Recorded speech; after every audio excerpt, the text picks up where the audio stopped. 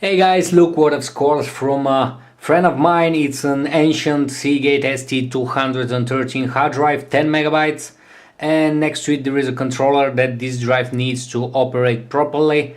This is a lucky score, and that's how I'm gonna name my playlist for that kind of stuff. When I find interesting components. Now about the hard drive, it has 12.8 megabytes of capacity when unformatted. After we create a partition table and format it, it's gonna be like 10.7 megabytes. It has 1230 tracks, 615 cylinders, 2 heads and 1 disk, and it's rotating with 3600 revolutions per minute. It uses ST-412 interface, and its maximum transfer rate is 5 megabits. After we divide this by 8, we get 0.6 megabytes per second. Now I'm gonna talk a little about how this drive operates, and then I'm gonna talk a little about the controller.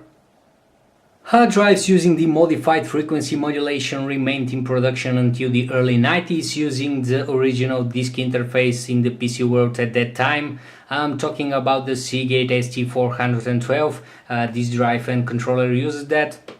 And the main difference between the ST-412 and the SCSI N80A EDE is that my hard drive is considered a dumb drive.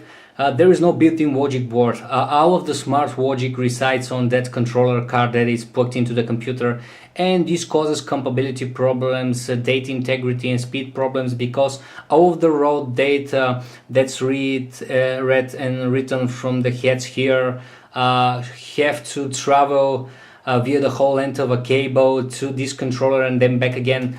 And in difference with newer drives such as this EDE drive from late 90s, this controller here manages all the raw data, and it has software here stored in this chip that is optimized for this current drive.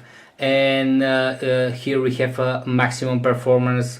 Here we need to configure a lot of settings to achieve maximum performance, and that's not easy at times with those old machines.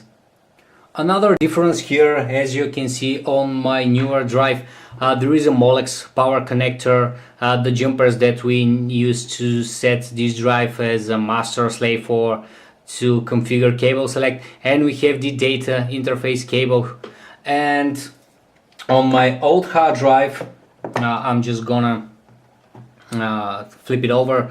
We have the Molex connector for power, and as you can see we have two additional connectors instead of one in the newer drive. And this one is 20 pin, this one is 34 pin. You can see it here as well, 20 pin, 34 pin, and this 20 pin connector, that's the data cable, and there is no problem to connect the data cable the other way around, especially if you don't have the notch on the cable.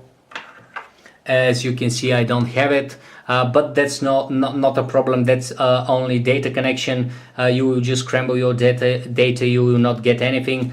But the other connector, the 34 pin, that carries control signal, and it has a specific cable. It's as you can see, it has a notch not to scramble it, to mount it the other way, and you should always be careful about the red signaling where pin 1 is, and pin 1 is signaled here as well. But it's the same as a floppy cable, 34 pin. Actually you can use this on a floppy. It's just gonna be a B floppy, and if you don't have this cable you can use standard twisted floppy cable, but you should always install the drive on the drive select 2 position for the B drive. Otherwise, if you install it here, you will damage the drive. You can damage the internals. So remember, when using a twisted floppy cable, always install it on drive select 2 position, never on position 3 or 4.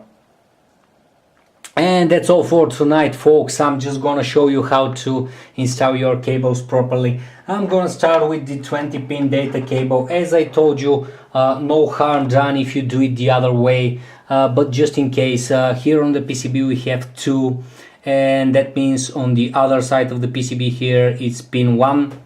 The same goes here, 2 here, 1 on the other side. So we just install it like that. If we don't have notch, it should correspond with that red painted wire. It shows us where pin 1 on the cable is. We just install it like that.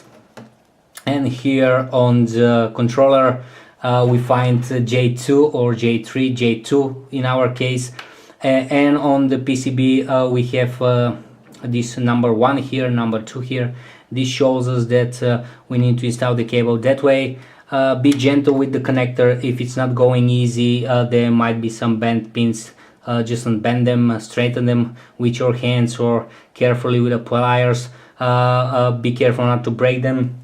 And if you don't have this 34-pin signaling cable, you can't go wrong here. This goes only one way, and here you observe where the red painted is, and on the pin 1 on the connector like that. But if you don't have this cable, you can use a standard twisted floppy cable. Just remember, never install your MFM drive on positions 3 and 4. Install it on position 2 here like that.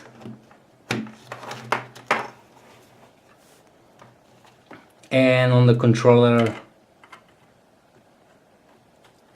like that, and you're ready to go. Now guys, I'm gonna install this drive in my IBM XT compatible soon, and we'll play some games, and I will also install Windows 1.0. But for tonight I wish you a pleasant evening and see you soon.